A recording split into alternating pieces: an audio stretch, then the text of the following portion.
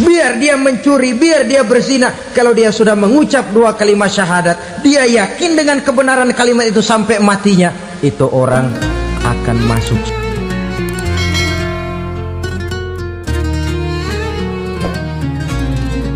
Assalamualaikum warahmatullahi wabarakatuh. Waalaikumsalam warahmatullahi wabarakatuh. Alhamdulillah wassalatu wassalamu ala sayyidina Rasulillah sayyidina wa maulana Muhammad ibn Abdullah wa ala alihi wa sahbihi wa mawalah. La haula wa la quwwata illa billah, amma ba'd. Menurut ayat Quran dan hadis Nabi itu nanti ada bermacam-macam. Ada orang beriman itu yang dimasukkan surga. Ada orang beriman itu yang dimasukkan ke dalam surga. Ada orang beriman itu yang disebut penduduk surga. Kenapa lain-lain, Pak? Karena waktu di dunia amalannya juga lain-lain. Ada orang beriman yang masuk surga. Ini paling murah tiketnya. Mau masuk surga? Oh. Kata Nabi begini, ma min abdin qala la ilaha illallah thumma mata ala dhalik illa dakhalal jannah. Kalau seorang hamba sudah mengucap 2 kalimat syahadat, dia yakin dengan kebenaran kalimat itu sampai matinya, orang itu akan masuk surga. Abi Dzar yang waktu itu diajak bicara heran, ya Rasul kok gampang betul? Iya, walaupun orang itu mencuri, iya, walaupun orang itu berzina, iya, biar dia mencuri, biar dia berzina, kalau dia sudah mengucap 2 kalimat syahadat, dia yakin dengan kebenaran kalimat itu sampai matinya, itu orang akan masuk surga. Jadi masuk surga cukup 2 kalimat syahadat, yakin sampai mati, masuk surga. Itu perkara masuk. Tapi kalau pertanyaannya diterusin, masuknya kapan, Pak? Nah, ini lain lagi urusannya. Sebab ada yang masuknya itu langsung, ada yang mampir dulu. Di sana tempat cuma 2, kalau tidak surga, neraka. Mau ke surga tapi mampir dulu, yang mampirnya jelas di neraka. Kenapa? Dalam hadis qudsi ada riwayat, nanti itu di akhirat, setelah Allah selesai mengatur penduduk surga masuk surga, yang neraka masuk neraka, Allah berkata kepada malaikat Malik, malaikat Malik, labaik ya Allah, itu bajingan-bajingan tengik, manusia-manusia durjana yang waktu di dunia tidak mau sujud, jauh dari ulama, gemar melakukan yang munkarat dan maksiat, hidup di tengah masyarakat selalu jadi bibit keonaran, kufur, sudah masuk neraka semua. Sudah ya Allah. Nah, kalau sudah, coba sekarang kamu masuk, Malik. Saya, iya, masuk neraka. Mau apa ya Allah? Kata Allah, akhriju minan nar man kana fi qalbihi misqala habbatin min khardalin min iman. Kau masuk neraka, cari di dalam neraka orang-orang yang ada imannya walaupun kecil sebesar biji zarah, angkat mereka keluar. Masuk malaikat Malik ke neraka, cari orang yang ada imannya, korek-korek. Ya repot, udah pada gosong. Yang ada imannya diangkat ke atas, yang ada imannya diangkat ke atas, lalu dimandikan di Nahrul Hayat, namanya sungai kehidupan di akhirat nanti. Cakep lagi rupanya, bersih lagi wajahnya, apel di hadapan Allah. Kata Allah, bagaimana mas? Kapok nggak sampean? Kapok ya Allah. Nah, kalau kapok, idhab fadkhulil jannah, pergi masuk surga sana. Berangkat mereka ke surga, ketemu sama teman-temannya yang udah sampai lebih dulu, yang nggak pakai mampir lagi. terjadi dialog. Kata teman-temannya yang udah pada nyampe duluan, Mas, iya, emang baru sampai? Saya baru sampai. Memang mampir di mana dulu, Mas? Kita sudah lama sampai di surga. Saudara buka surah Al-Muddatsir ayat 34-35. Ma salakakum fis saqar? Kenapa kamu mampir di neraka Saqar? Qalu lam naku minal musallin. Mereka menjawab, kami mampir di neraka Saqar, Mas, gara-gara dulunya kami waktu di dunia tidak pernah sholat. Tidak pernah sholat? Tidak pernah. Kan rumahnya dekat masjid. Cuma dekat doang, Mas. Sholat mah enggak saya. Enggak pernah ngasih makan fakir miskin, enggak pernah hadir di majelis taklim, pendeknya enggak pernah melakukan kebajikan. Maka saya pun mampir di neraka Saqar. Untung betul saya punya iman, Mas, sedikit. Waktu hidup di dunia dulu saya pernah mengucap 2 kalimat syahadat. Sekali-kalinya waktu mau kawin. Masya Allah. Untung saja kawin. Kalau nggak kawin polos.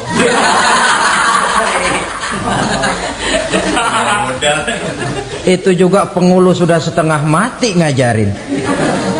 Asyhadu alla, asyaduaan, asyaduaan.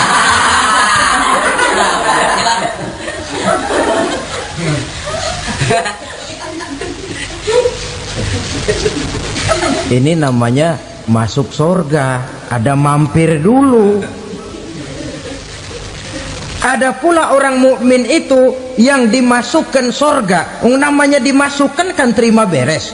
Saya masuk ke rumah, jalan sendiri, cari tempat sendiri. Saya dimasukkan ke dalam rumah, terima beres, pokok ada di dalam, itu dimasukkan namanya. Nggak pakai mampir. Tapi tentu tiketnya lebih mahal ketimbang yang pertama tadi. Apa kata Allah? Innal ladzina amanu wa amilus salihat la ukaffiranna anhum sayyi'atihim wa la udkhilannahum jannah. Sesungguhnya orang-orang yang beriman kemudian beramal soleh, kami hapuskan segala dosa dan kesalahannya, kami masukkan mereka ke dalam surga. Lihat ayatnya, Allah yang memasukkan, kita yang dimasukkan. Tidak pakai transit, tidak usah mampir. Cuma tidak cukup syahadat, tidak cukup amanu, tapi diiringi dengan wa'amilus salih. Iman, amal. Tidak cukup syahadat, lalu dibuktikan dia sholat, dia zakat, puasa, lalu dia melakukan berbagai macam kebajikan. Ini yang menyebabkan dia tidak pakai mampir di tempat yang bernama Saqar. Lalu ada pula orang mukmin itu yang disebut penduduk surga. Wah, ini sudah VIP ini. Ashabul jannah, penduduk surga.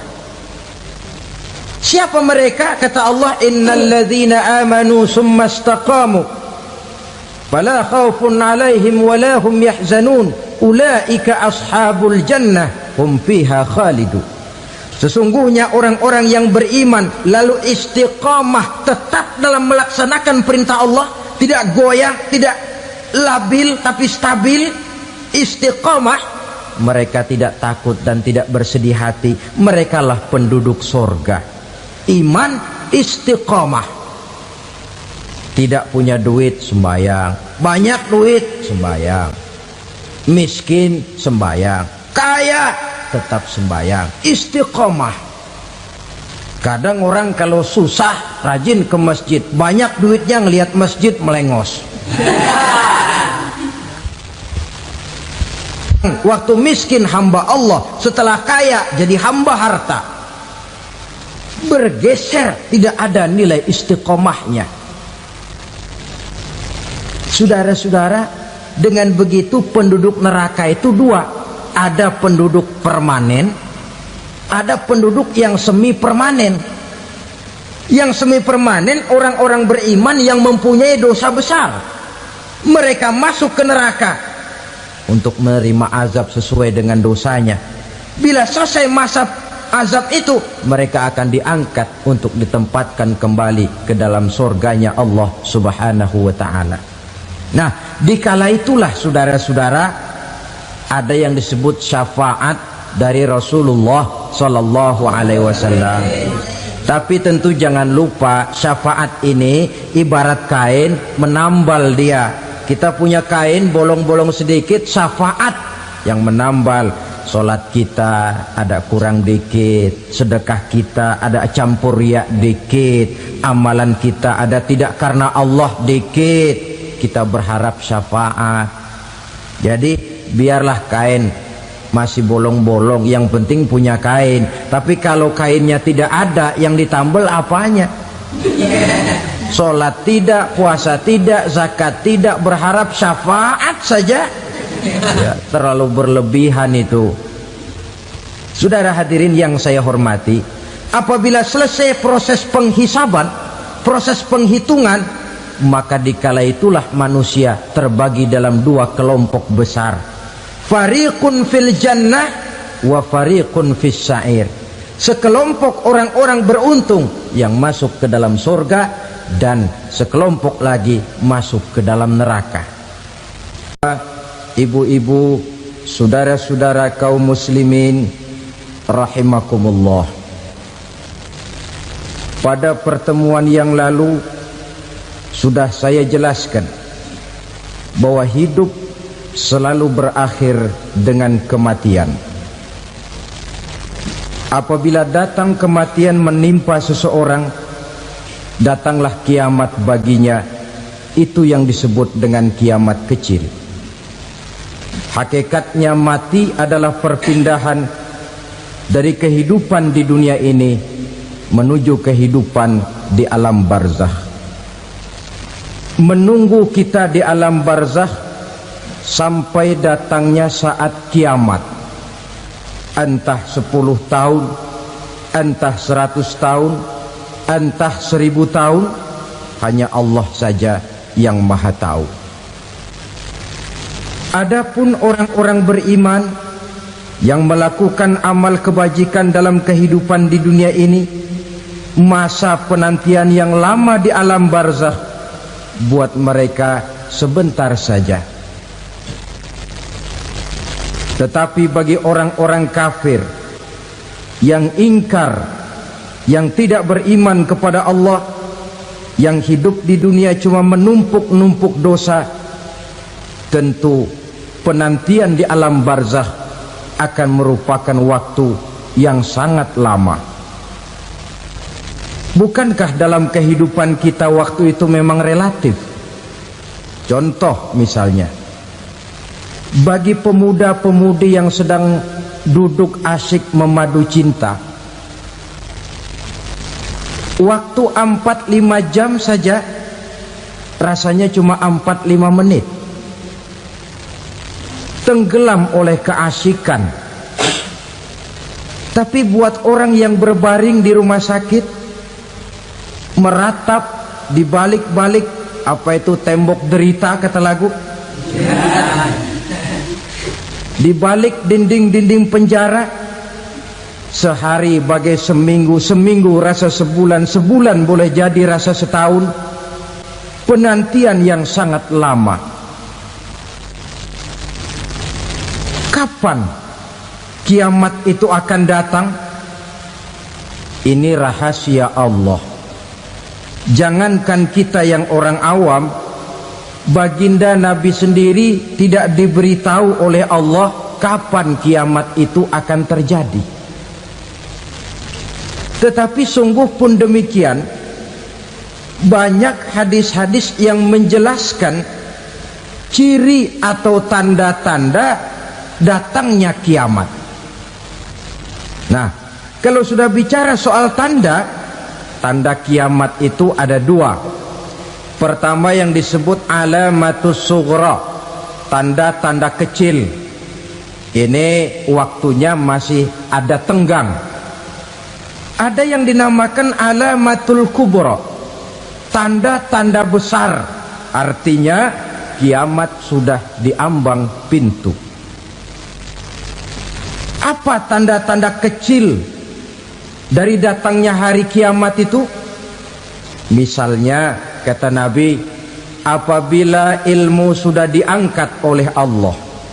Artinya apabila ulama sudah banyak wafat, minat orang belajar agama berkurang, lalu kebodohan nampak merajalela di mana-mana, zina dikerjakan secara terbuka, minuman-minuman keras jadi kebanggaan, itu termasuk di antara tanda-tanda kecil terjadinya hari kiamat.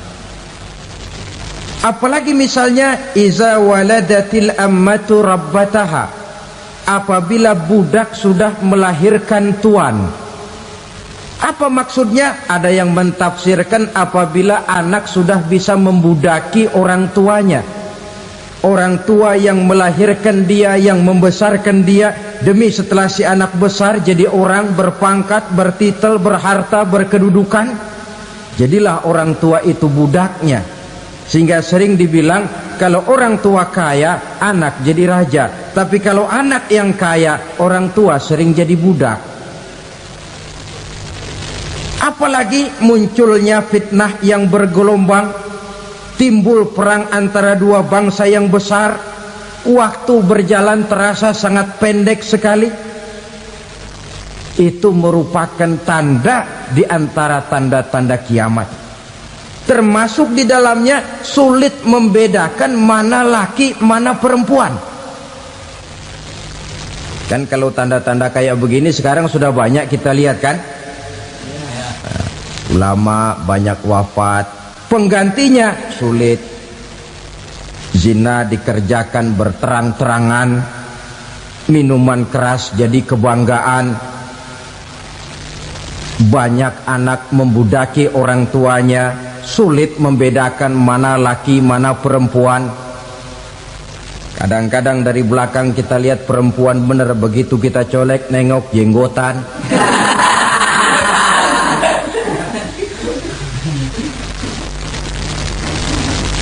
Ini termasuk tanda-tanda kecil, masih ada tenggang sampai akan terjadinya kiamat itu. Nah, yang dimaksud dengan tanda-tanda besar, ini tanda besar artinya kiamat sudah diambang pintu. Pertama, matahari terbit dari sebelah barat. Apabila matahari sudah terbit dari arah sebelah barat, tertutuplah sudah pintu taubat. Bersabda Nabi kita, la taqumus sa'atu hatta tatlu'a syamsu min maghribiha.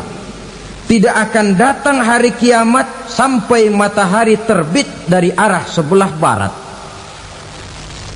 Wa iza tala'at, manakala matahari telah terbit dari arah sebelah barat, wara'ahan nasu, manusia banyak menyaksikan itu, amanu ajma'un, mereka pun lalu beriman.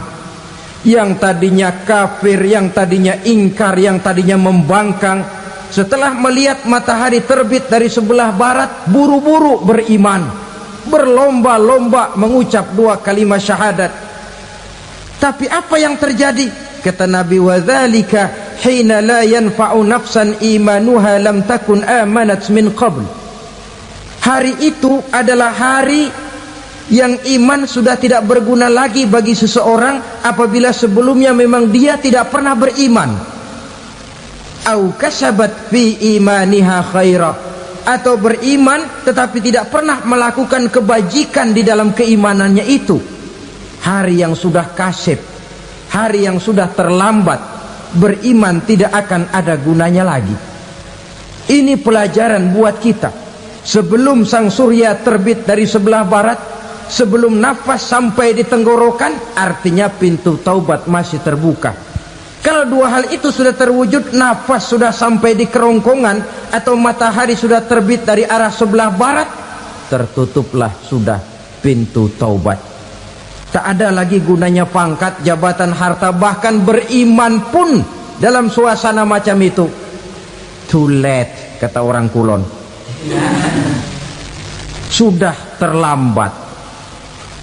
Matahari terbit dari arah sebelah barat, itu tanda besar, artinya kiamat sudah diambang pintu. Lalu apalagi tanda besar? Munculnya Dajjal.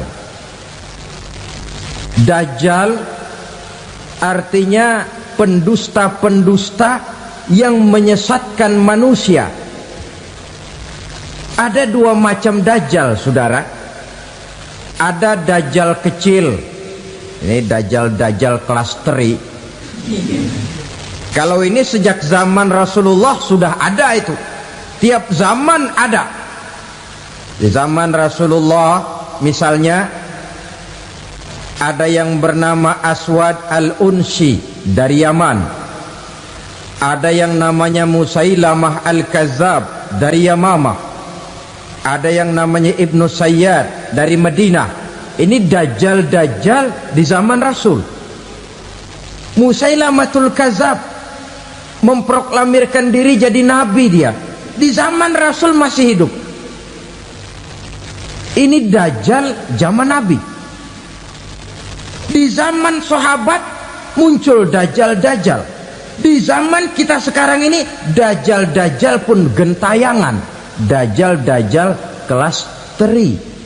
Kerjanya mendustakan manusia, menyesatkan manusia, memalingkan manusia dari jalan yang benar dan diridhoi oleh Allah Subhanahu wa taala. Adapun yang merupakan tanda besar dari datangnya kiamat, Dajjal kelas kakap. Pembohong-pembohong besar yang menyesatkan masyarakat manusia berpaling dari jalan Allah mengikuti jalan mereka. Apa sih ciri Dajjal itu? Kata Nabi dalam hadis Bukhari Muslim, "Innad Dajjala", sesungguhnya yang namanya Dajjal itu yakhruju, satu saat akan muncul mendekati hari kiamat. Wa inna ma'ahu ma'an, si Dajjal ini membawa air. Wa naran, dan juga membawa api. Dua simbol. Di tangan yang satu dia bawa air, di tangan yang satu dia bawa api. Wa ammal ladzi yarahu an-nasu ma'an fanarun, adapun yang orang banyak lihat air, hakikatnya adalah api. Yang dilihat api, hakikatnya adalah air. Oleh sebab itu, kalau api yang ditawarkan, ambillah air. Kalau air yang ditawarkan, pilihlah api. Maksudnya apa ini?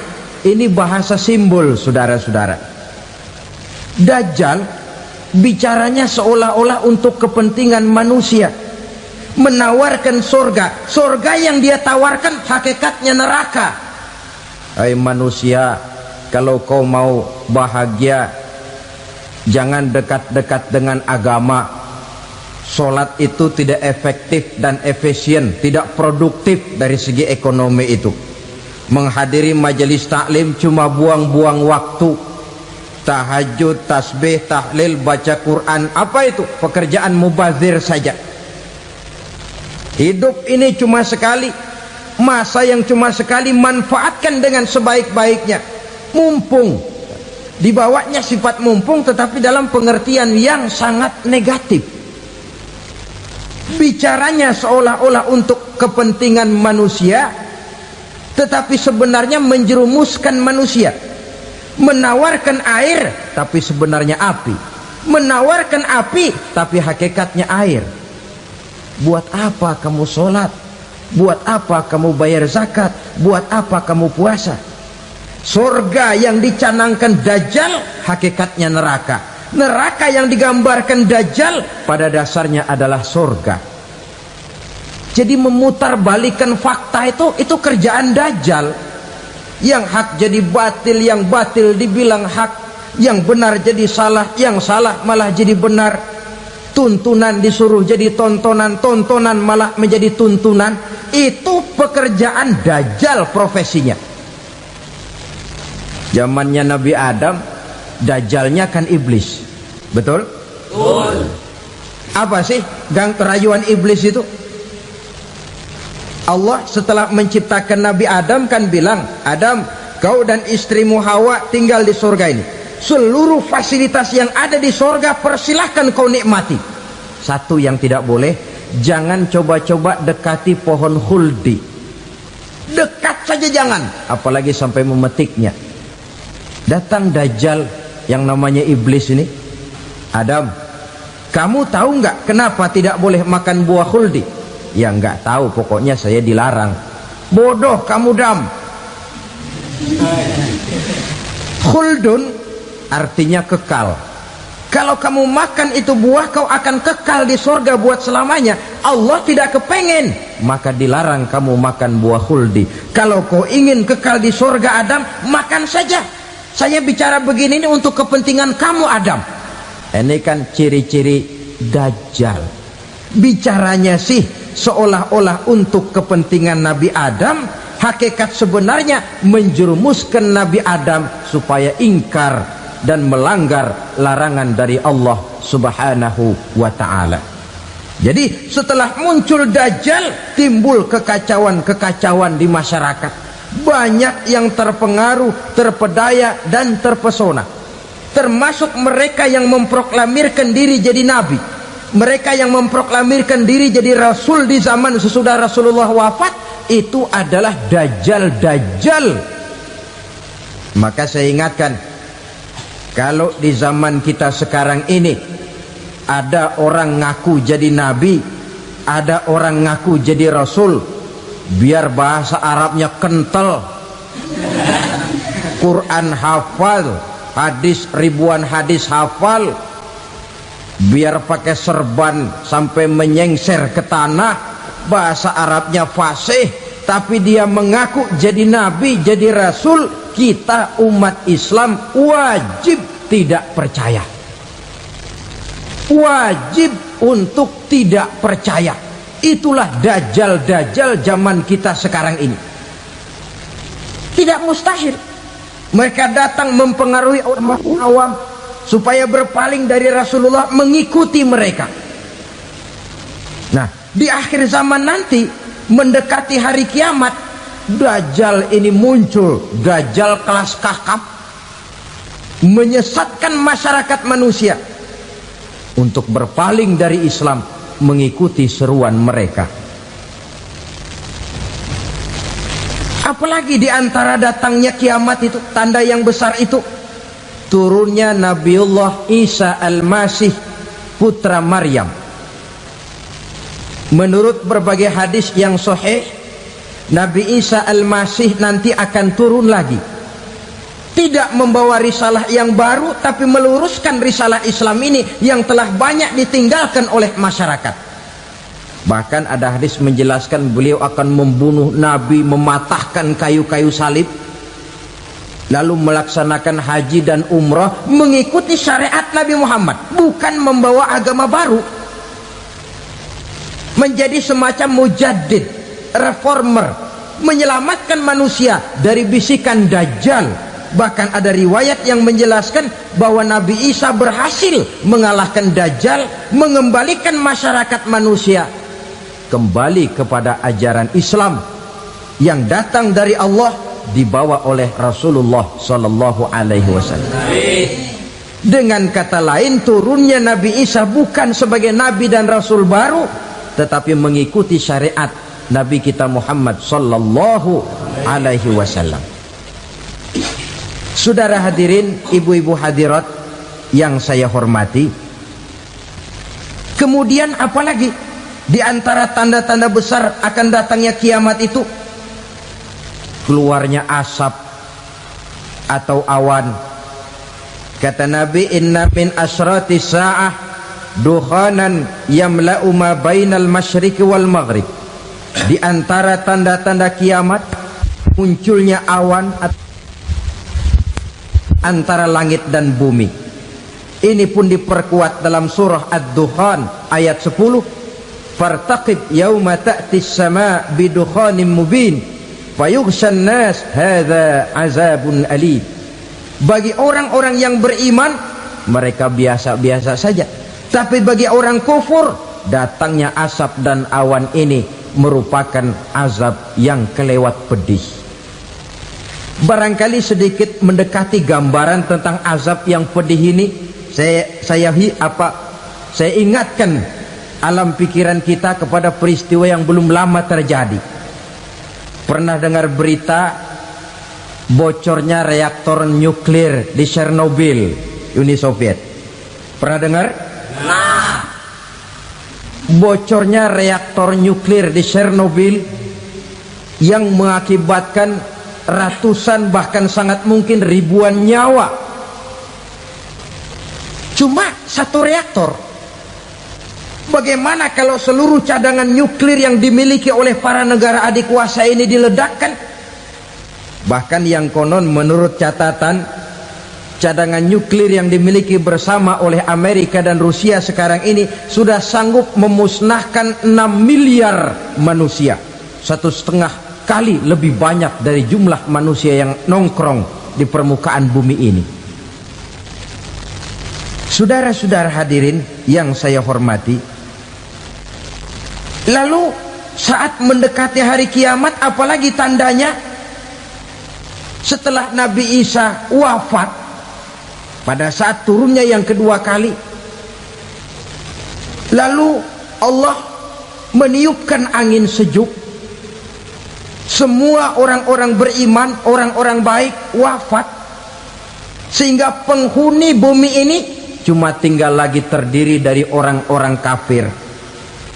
Tidak ada lagi di bumi ini yang bisa mengucapkan Allah. Sehingga dalam hadis qudsi itu ada keterangan, innallaha azza wa jalla yaqulu li Israfil. Allah pernah pesan kepada malaikat Israfil, kata Allah, Israfil, idza sami'ta qailan yaqul Allah Allah fa akhirin nafakh 40 sanatan ikraman liqailiha.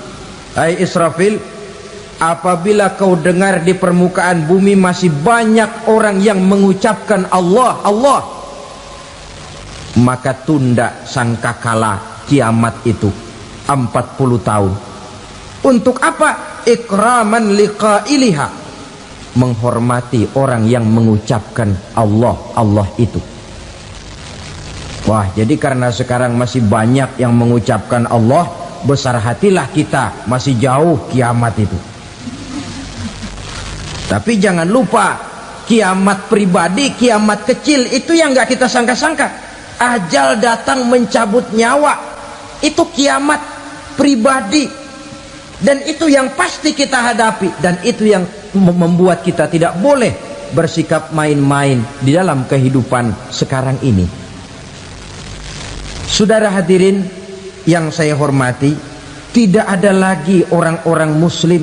Seluruh penduduk dunia ini kafir. Lalu terciptalah struktur sosial yang berlandaskan prinsip hidup semau gue. Bakal terjadilah prinsip di mana yang kaya menyantap yang miskin, yang kuat menindas yang lemah. Hidup sudah bagaikan di rimba belantara, berlaku hukum rimba, siapa yang kuat dia yang menang, siapa yang lemah menjadi mangsa. Timbul kekacauan, maksiat merajalela, munkarat menjadi-jadi, sehingga isi bumi ini penuh dengan segala macam perbuatan dosa. Tidak ada perlunya lagi alam diperpanjang temponya. Datang saat yang sudah dijanjikan oleh Allah Azza wa Jalla, maka terjadilah yang disebut kiamat kubra, kiamat besar, kiamat ancur-ancuran. Bagaimana kejadian ini dimulai? Dalam surah Az-Zumar ayat 68, Allah Subhanahu wa taala berfirman, wa nufikha fis suri fasa'iqa man fis samawati wa man fil ardi illa man sya'allahu. Maka manakala ditiuplah sangkakala, terkejutlah seluruh yang ada di langit dan seluruh yang ada di bumi. Bila saat kiamat datang, Allah perintah malaikat Israfil, Israfil, tiup sangkakalamu. Ditiuplah sangkakala oleh malaikat Israfil.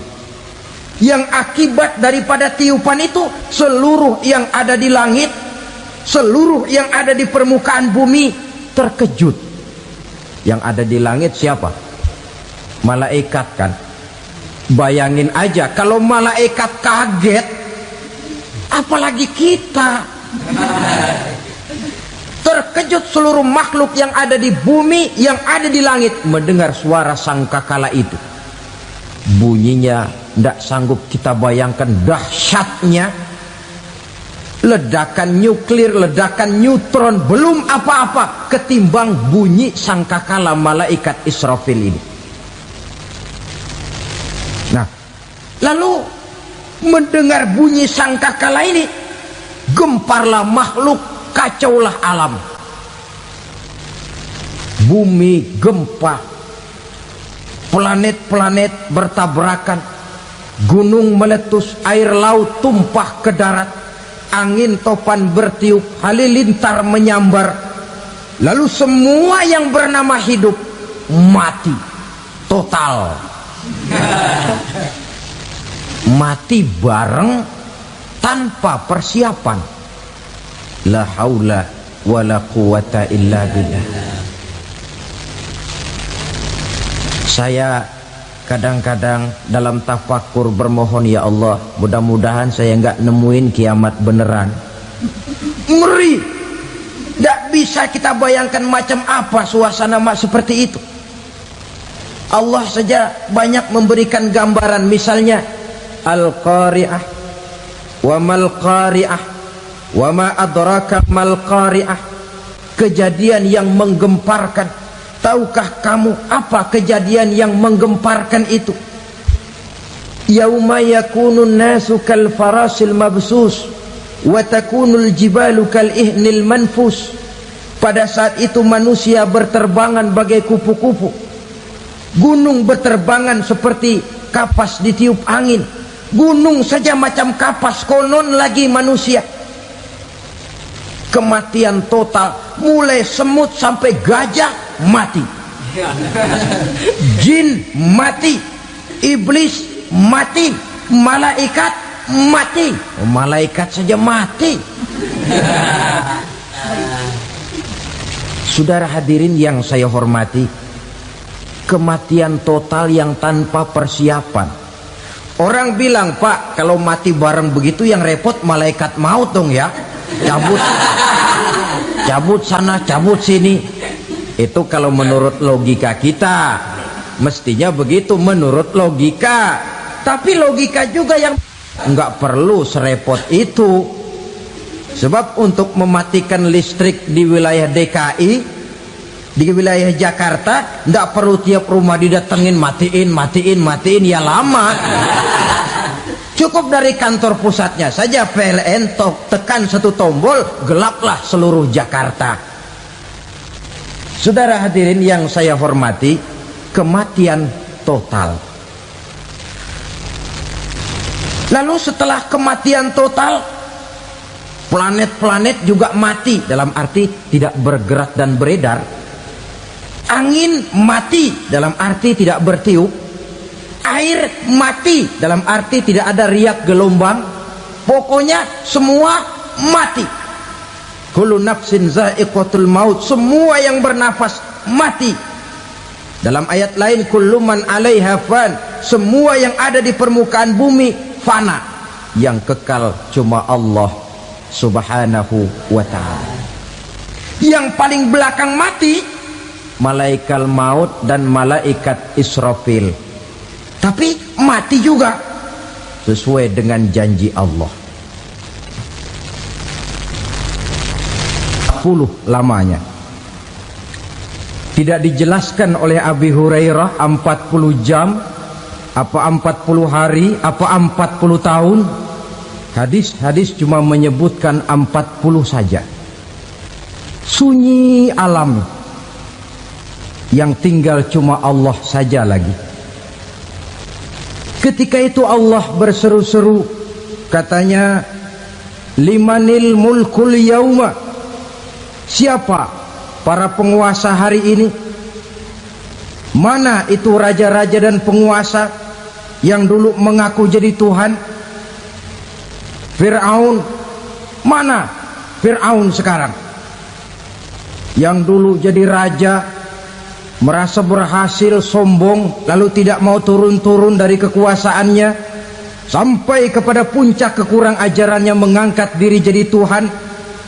Mana itu Fir'aun? Namrus. Mana sekarang Namrus? La ilaha illa ana. Ternyata tidak ada Tuhan lain selain daripada aku, kata Allah.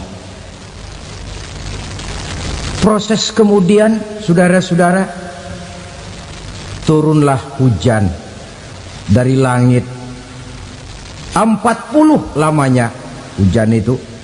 Tidak jelas juga 40 jam apa 40 hari. Setelah air turun membasahi, datanglah tiupan sangkakala yang kedua. Semua yang bernama mati bangkit dari kuburnya masing-masing. Ini yang disebut Yaumul Ba'thi, hari kebangkitan. Allahu Akbar. Pada saat kita bangkit dari kubur kita masing-masing, kumpul di padang mahsyar namanya. Bayangin aja, saya sendiri nggak sanggup bayangin. Manusia sejak zaman Adam sampai zaman kiamat kumpul bareng di tempat sama.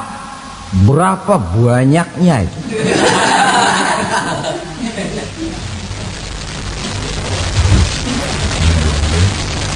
Dan yang luar biasa menurut satu riwayat, pada saat bangkit itu, Masya Allah, roman muka kita berubah, disesuaikan dengan amalan kita waktu di dunia ini. Barang siapa yang waktu di dunia amalannya itu amalan tikus, di akhirat nanti dia bangkit dari kubur, mukanya seperti muka tikus.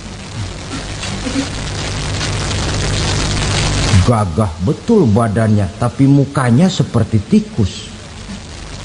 Kenapa? Amalannya waktu di dunia seperti amalan tikus. Apa amalan tikus itu? Suka ngegeragoti barang yang sudah disimpan rapi-rapi. Orang sudah simpan uang rapi-rapi, simpan perhiasan rapi-rapi, digeragoti oleh tikus. Maling-maling, pencoleng-pencoleng, koruptor-koruptor, itu nanti di akhirat nanti kita lihat mukanya seperti muka tikus. Oh, ini waktu di dunia suka nyolong, mukanya seperti muka tikus. Barang siapa yang waktu di dunia ini amalannya itu amalan macan, dia akan bangkit nanti mukanya seperti muka macan. Apa amalan macan? Macan itu amalannya menang-menangan. Orang yang mau menang saja, nggak mau mengalah. Coba lihat di hutan. Kenal hutan nggak? Di hutan, raja hutan di mana-mana pasti macan. Betul kan? Betul. Padahal hutan belum pernah bikin pemilihan umum.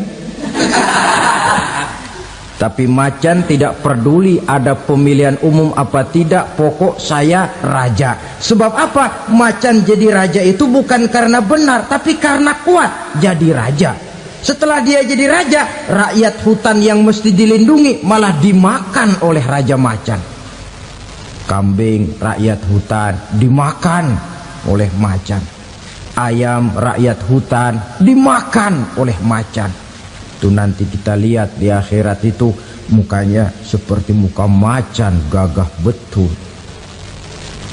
Lalu barang siapa yang di dunia ini amalannya itu seperti amalan anjing, nanti dia punya muka seperti muka anjing. Apa amalan anjing? Pertama, anjing itu kalau disuruh jaga rumah, dia tidak bisa membedakan mana maling, mana tamu. Biar yang datang maling kalau bawa tulang, anjing kalem. Yang kedua, anjing itu akan setia kepada siapa saja yang memberinya roti. Siapa yang memberinya roti, itulah majikannya. Apa kata majikannya, pasti dia laksanakan. Soal benar atau salah, dia tidak peduli. Setelah anjing dapat roti, dia tidak punya pilihan lain kecuali bilang, abdi mah kumaha juragan wae ayeuna mah.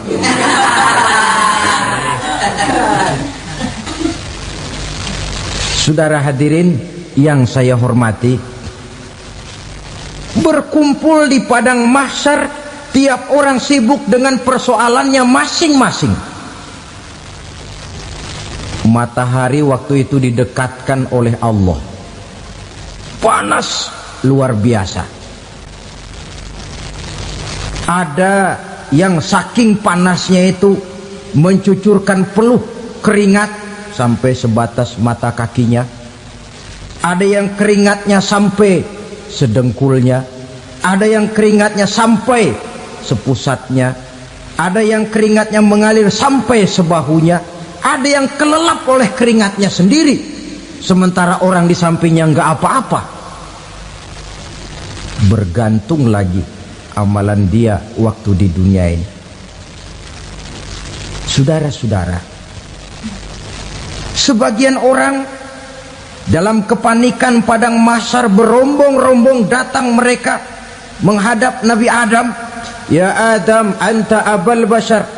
Hai Adam, Tuhan adalah bapak moyang manusia. Kami sebentar lagi akan disidang, dimintakan pertanggungan jawab. Tolonglah kami, hai Adam.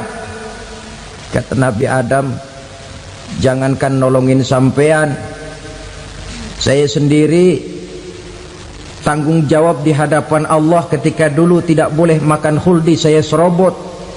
Sudahlah, urus diri masing-masing saja, nafsi. Begitu kata Nabi Nuh, begitu kata Nabi Ibrahim. Tiap orang bertanggung jawab sendiri-sendiri. Ketika itulah saudara-saudara, nikmatnya menjadi umat Nabi besar Muhammad sallallahu alaihi wasallam. Sebab apa? Walaupun menurut abjad kita ini umat paling belakang, paling belakang kita ini toh, karena Nabi Muhammad adalah Nabi akhir, tapi akan dihisap lebih dulu, lewat di atas sirat lebih dulu, masuk surga lebih dahulu ketimbang umat-umat belakangan. Ketika Rasul mendekati ajal, beliau tanyakan itu kepada malaikat Jibril. Malaikat Jibril berkata, Muhammad jangan khawatir, Allah sudah berjanji, inni haramtul jannata ala sairil anbiya hatta tadkhulaha anta, wa haramtuha ala sairil umami hatta tadkhulaha ummatuka. Surga aku haramkan buat seluruh nabi kecuali kalau engkau Muhammad sudah masuk ke dalamnya, dan surga aku haramkan buat seluruh umat kecuali kalau umatmu Muhammad sudah masuk ke dalamnya. Logikanya, walaupun menurut abjad kita umat paling belakang, bakal dihisap paling dulu, lewat di atas sirat paling dulu, masuk surga paling dulu, kalau mampir ke neraka juga paling dulu. Ya resiko. Jangan mau enaknya aja paling dulu. Saudara hadirin yang saya hormati, setelah masa kebangkitan itu jangan dikira begitu bangkit langsung diperiksa. Masih menunggu menanti ribuan tahun perhitungan padang mahsyar untuk sampai kepada proses yang disebut yaumul hisab, hari perhitungan. Seorang demi seorang bakal dipanggil. Bayangkan saja, kita se-RT saja di absen, kadang-kadang perlu waktu lama. Ini manusia sejak zaman Nabi Adam sampai datang hari kiamat, satu demi satu disidang di hadapan Qadhi Rabbul Jalil. Status sosial copot sudah waktu itu. Yang pernah jadi hartawan di situ tidak lagi kelihatan kehartawanannya. Yang pernah jadi jenderal tidak lagi dipanggil jenderalnya. Yang ustadz tidak lagi dipanggil al-mukarramnya. Seluruh status sosial selesai. Dipanggillah kita seorang demi seorang menghadap Qadhi Rabbul Jalil. Bagaimana proses penghisaban itu? Pertama, proses tanya jawab. Di antaranya ada hadis menyatakan, lan tazula qadama 'abdin yaumal qiyamah hatta yus'ala an arba'i khisalin. Besok di hari kiamat tidak akan bergeser telapak kaki seorang hamba sampai dia ditanya lebih dulu tentang 4 persoalan. Tentang ilmunya, kemana ilmu itu diamalkan. Tentang umurnya, di mana umur itu dihabiskan. Tentang masa mudanya, kemana masa muda itu dipakai. Tentang hartanya, dari mana harta itu didapat dan kemana harta itu dibelanjakan. Ini termasuk proses tanya jawab. Jadi kalau istilah pengadilan dunia, nama Fulan bin Fulan. Kamu waktu di dunia diberikan umur panjang untuk apa? Pernah mengalami masa muda, kemana kau habiskan masa remajamu? Kau diamanahkan ilmu, dengan apa ilmumu kau amalkan? Kau diberikan harta, dari mana harta kau dapat, kemana kau belanjakan? Tak seorang pun yang bisa mungkir. Sebab apa? Dikala itu yang menjadi saksi bukan orang. Yang menjadi saksi adalah seluruh anggota badan kita.